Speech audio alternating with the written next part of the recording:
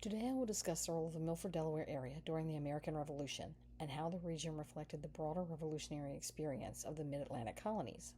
When historians discuss the American Revolution, attention is often focused on Boston, Philadelphia, or Yorktown. However, smaller communities such as Milford, Delaware also played an important role in sustaining the revolutionary cause. Located in southern Delaware along the Mississippi River and connected to the Delaware Bay, Milford occupied a strategic position within the transportation and agricultural networks of the Mid-Atlantic region during the Revolutionary era. The town and surrounding Sussex and Kent County communities supplied food, manpower, and logistical support that connected Delaware to the larger Continental War effort. Wayne Bodle's article, The Mid-Atlantic and the American Revolution, provides an important framework for understanding why communities such as Milford mattered. Bodle argues that the Mid-Atlantic colonies formed a distinct regional system based upon trade, migration, and political cooperation rather than simple geography. Delaware, although small in population, was deeply connected to Pennsylvania, Maryland, and New Jersey through these regional networks. Milford's economy, dependent upon agriculture, shipping, and local commerce, existed within this broader mid-Atlantic system that the Revolution both disrupted and reinforced. The war affected Delaware directly. British military movements through the Chesapeake and Delaware Bay region created constant concern regarding raids, supplies, and militia defense. Delaware troops became especially respected for their battlefield discipline and sacrifice. The second source, the Delaware Regiment in the Revolution, illustrates the extraordinary service of Delaware soldiers throughout the war.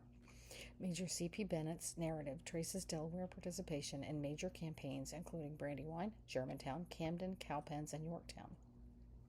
Although Milford itself was not the site of a major battle, local residents would have experienced the effects of military recruitment, taxation shortages, and political uncertainty throughout the conflict.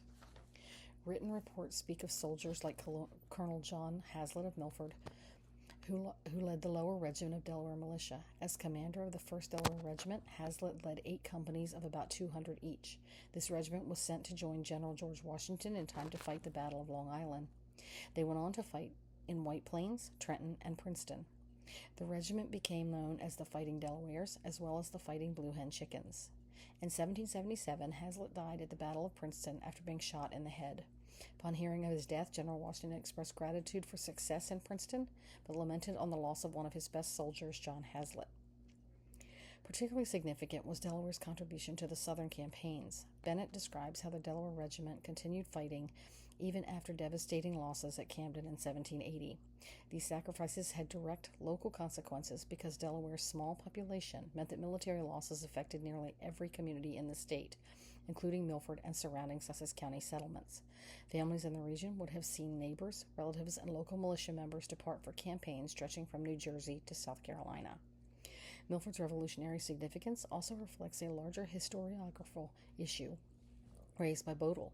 He argues that the Mid-Atlantic region endured some of the most disruptive consequences of the Revolution, including divided loyalties, military occupation, and economic instability.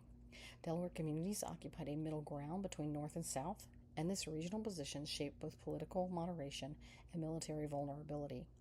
Milford therefore represents how ordinary towns participated in a conflict that was continental in scale but deeply local in experience. Other Milfordians who contributed significantly to the American Revolution included George Manlove, who served as a delegate to the Ratification Convention held in 1787 and whose signature appears on the adoption of the United States Constitution.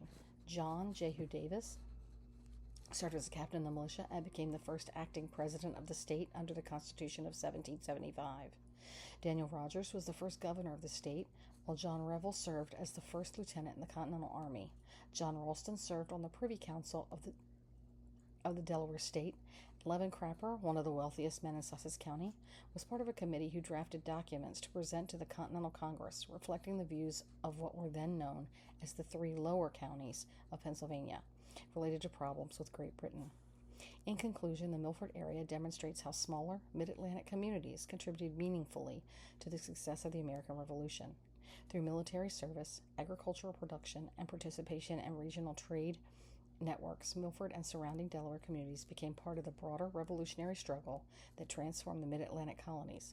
By combining regional historiography with military narratives, these sources reveal that the revolution in Delaware was not peripheral to American independence, but central to sustaining the Continental cause. Thank you for watching.